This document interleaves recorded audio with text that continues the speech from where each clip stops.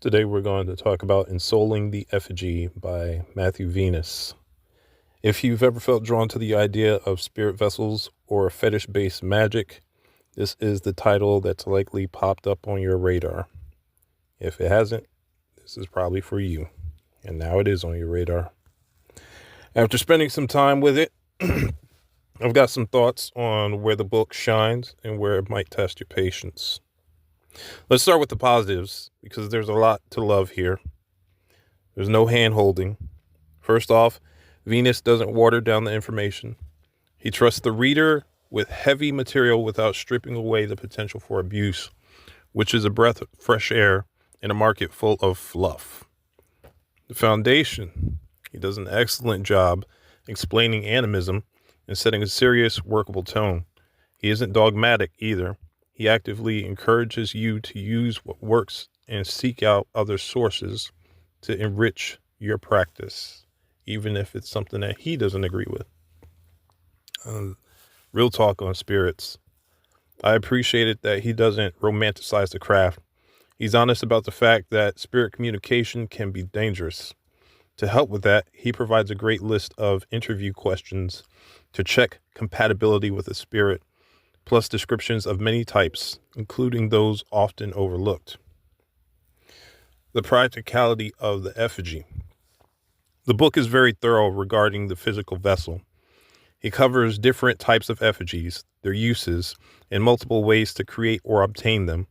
He even covers the aftercare, how to maintain the relationship, and crucially, how to end it if necessary. The bottom line on the pros. For a beginner whose calling is spirit work, the information is simple, honest, and easy to apply. It's a complete roadmap to establishing a practice. Now for the cons.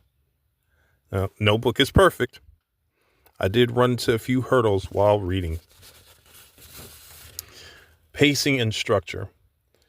While I appreciate a good history lesson, the placement felt a bit off.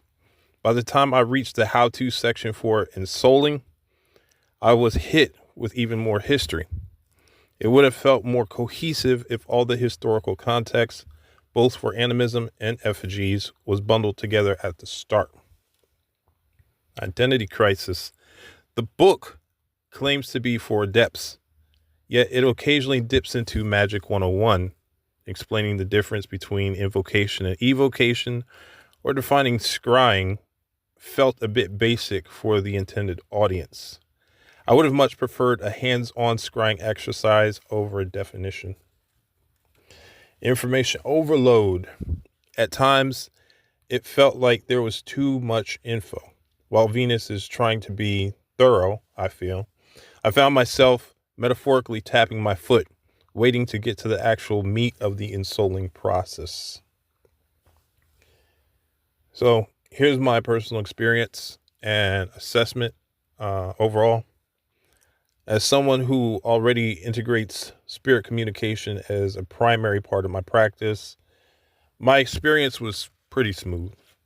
I put out a general call and found a class of spirit that really resonated with me, which is what you should do anyway.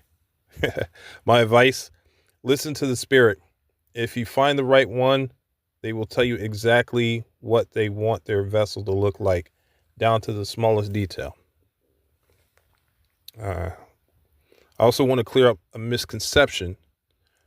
Just because the spirit doesn't like people in general doesn't mean that it won't be compatible with you. In my experience, also, spirits haven't lied to me. Now, I'm not saying that they don't have a nefarious purpose in mind.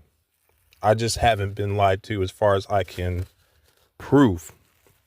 They might use out-of-date terms or struggle to explain complex things.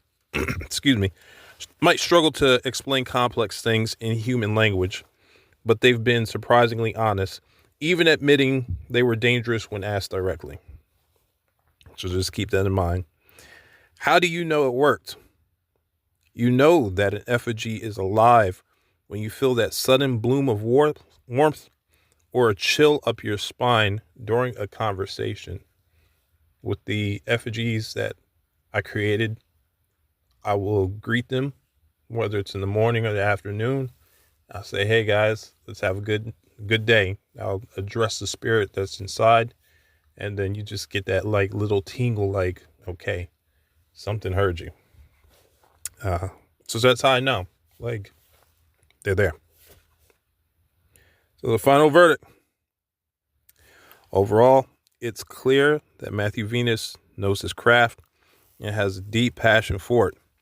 The information is true, it's practical, and grounded. Despite my minor gripes with the pacing, this is absolutely a book worth keeping on your shelf for reference.